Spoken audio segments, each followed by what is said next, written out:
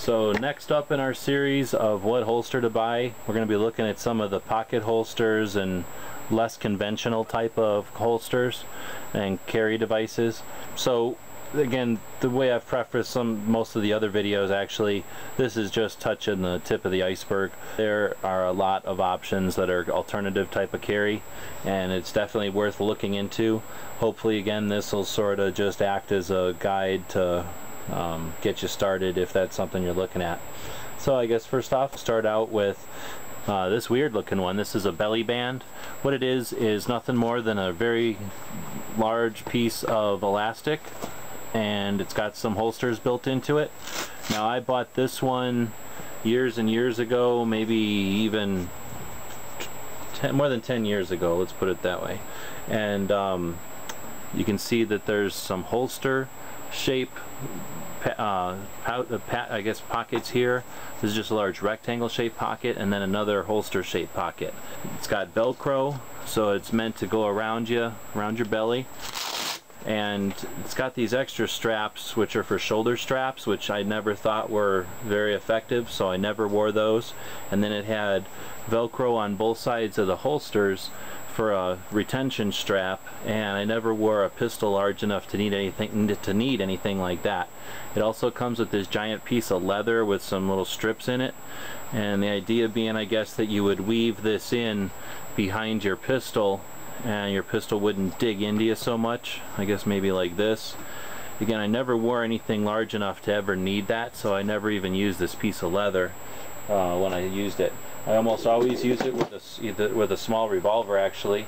So like this small Smith, and the holster itself is elastic, and it fits in there so deep that I've never had a problem with this coming out of here.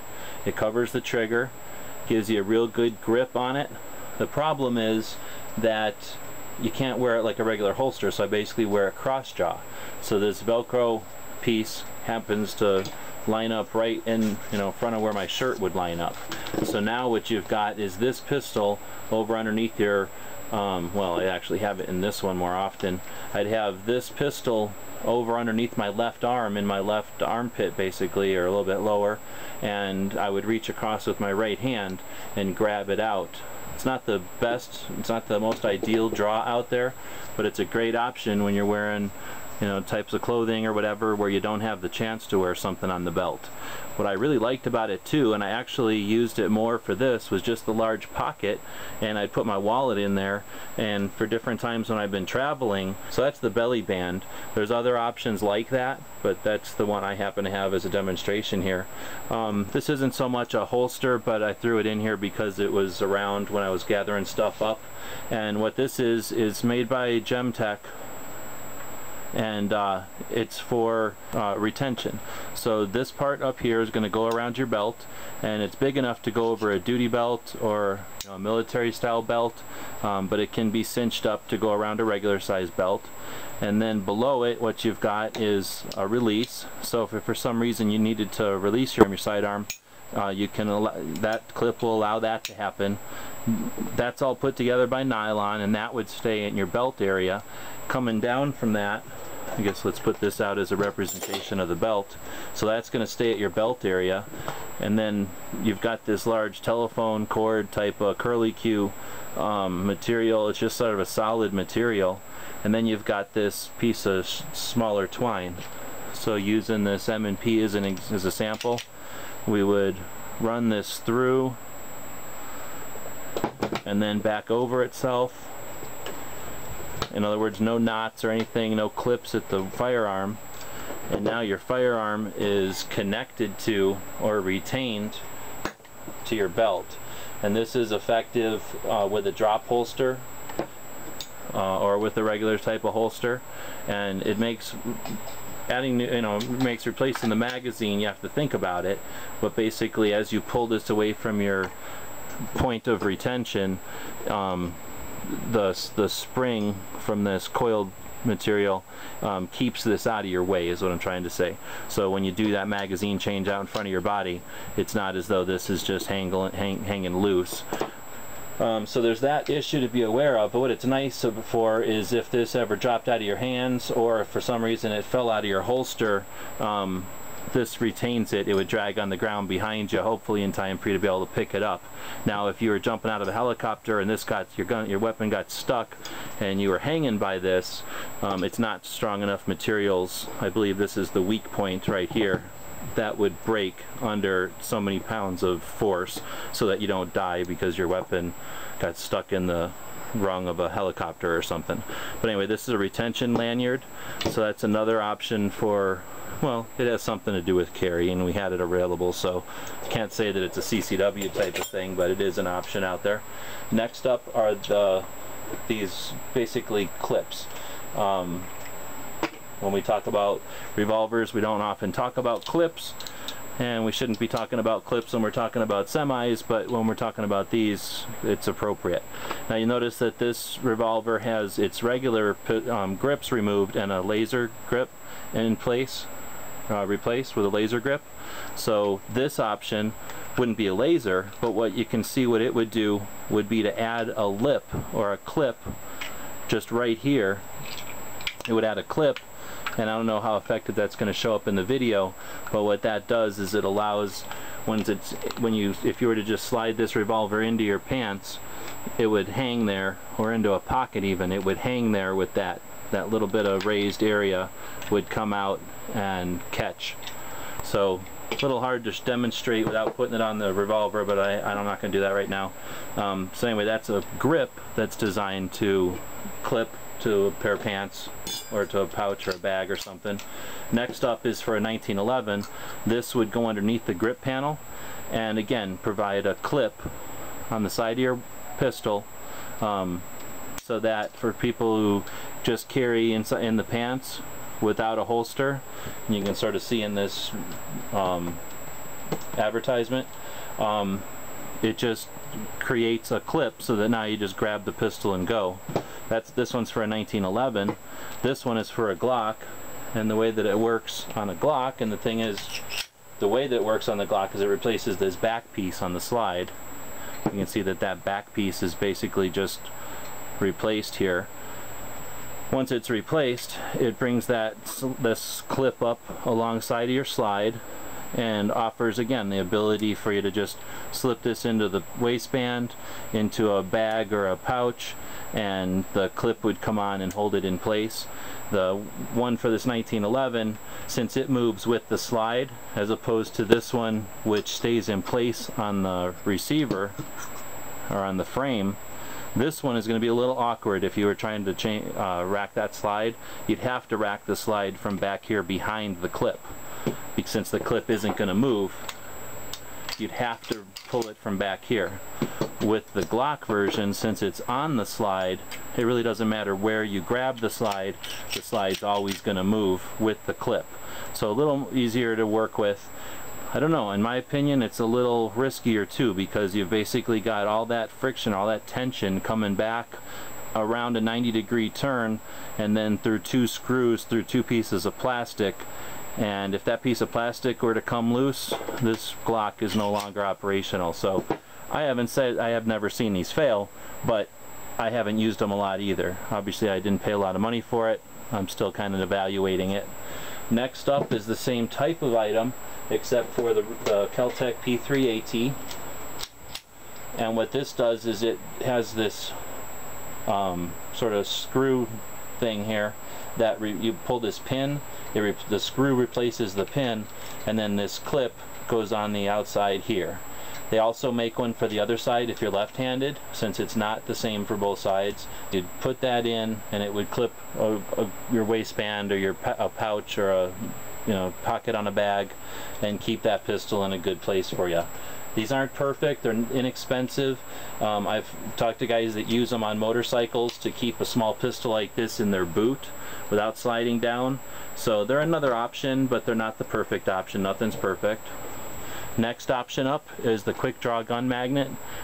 These guys are a sponsor of us, full disclosure. They help pay the bills, but they do have a handy little gadget here. What it is a very, very strong magnet. Of course, I just stuck that clip to it. Comes in the box like this. It's a very strong magnet. It's got 2 attachment points, and you would attach this to the underside of a desk or a wall or wherever, and basically all steel pistol, like most of them are, attaches to it through the magnetism. Now again, if this was underneath a shelf or in a desk area, you would just sort of pull on it and it's going to be released.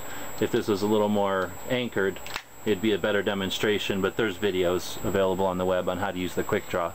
Again, it's not something you wouldn't wear this, but for concealed carry, it doesn't always mean on you. It can mean hidden in plain sight, and that's what the Quickdraw magnet allows you to do, is hide a gun in plain sight with quick access. So that's another option for alternative carry. And then pocket carry. You can carry any of these small revolvers just in your pocket, and what that, the dangers there are your trigger is exposed, the barrel of course can be going anywhere. The pistol usually ends up trying to fall into this position or this position. This position isn't too bad because it's possible to come up with a draw with like that, but of course when you need it, Murphy's Law is going to determine that it's going to be in the wrong position. It's going to be more awkward to come in there. The problem with coming in when your gun is in an awkward position is your fingers go into weird places, and you don't want fingers in a trigger guard if you can help it. Lastly, when you just carry it in a pocket, you're going to get crap and junk and lint and debris in here. If for some reason you accidentally drop a set of keys or something in there with an exposed trigger, you're really looking for some trouble. So not something you'd want to do. On a regular revolver in a pocket, same issues, same potentials. If a toothpick for somehow got jammed in here, revolvers don't have trouble. They're usually very reliable until you stop that cylinder from spinning. Again, weird things happen, and Murphy's Law means there's going to be a toothpick stuck in there, a piece of a garbage or something that's going to stop your revolver from working whenever you do need it. So definitely don't recommend just carrying a small firearm in your pocket. Next up would be these pocket holsters. This one's made by Desantis, this one's made by North American Arms, and the advantage of a pocket holster over loose pistol in the pocket is that it holds it in a drawing position. It breaks up the outline of the pistol, makes it look more like a wallet or just something in your pocket. It gives you a place to put the pistol back, and then it keeps the pistol clean and the trigger guard covered. There's other advantages, but those are the ones that come to mind. For all the disadvantages we talked about having a pistol in your pocket loosely, this basically covers all of those and offers a couple more advantages. So again, they're about $25, so they're definitely worth the investment. This one from North American Arms is made for their small revolvers. The small 22 Magnum, it seems small and it seems like a novelty, like the little 22 short, which I'll admit is a bit of a novelty, but the 22 Magnum is a very effective round for self-defense, especially at close range. This holster gives you a ability to reload. Again, they're not unrealistic, as though it's possible to reload a single action revolver that necessitates removing the cylinder, but in a situation where you had time to, it is nice to have an extra 5 rounds available. Again, this is a fairly sizable little revolver. It's a last resort type of firearm, but it's definitely substantial in the hand. It gives you the ability to make an accurate shot. The little leather holster that they provide, or that they offer, is definitely adequate. It's a single action, so it's not such a big deal that the hammer is exposed, or excuse me, that the trigger is exposed. The North American Arms have the feature of being able for the hammer to be dropped between cylinders, so there's really no issue with the hammer or with the trigger being exposed. It's not a double action. It can't pull the hammer back. There's no issue with the hammer knocking up and down. It doesn't, but if it did, it's not even hitting a cylinder. So again, it's a very secure, very safe way to hold a very small, yet effective last chance type of pistol, or in this case revolver. I guess last up then, we talk about ankle holsters, and this one is made by KNJ out of Phoenix, and it's a great little ankle holster. I mentioned it in the other video. I'll just mention it again as a form of alternative carry. There's lots of other ankle holsters out there, but basically they're meant to be carried on the weak side. So I'm a right-handed, so I would carry this on the inside of my left leg, and the idea being that I would reach across, bring up the pant leg, and then rip this out. Very comfortable, very effective, even in the hot temperatures down here. Real good option, especially for women or people that don't have a good belt to carry, or don't have the ability to carry on the belt. So we're looking at, again, some different options for unique carry or for non-conventional carry. Some are better than others. There's definitely a lot of options out there. So overall recommendation is, if you've got the money to afford it, give some of these a try. I wouldn't recommend the clips right off the bat. It's just a lot more comfortable to carry a pistol or a revolver in a holster. But the pocket holsters, highly recommend those. The Quickdraw Magnet is, again, a good option for people that are going to have a firearm near them at work, but don't want to necessarily have it on them all the time. And then, of course, ankle holsters are great options. The belly band is something that you might want to experiment with as well.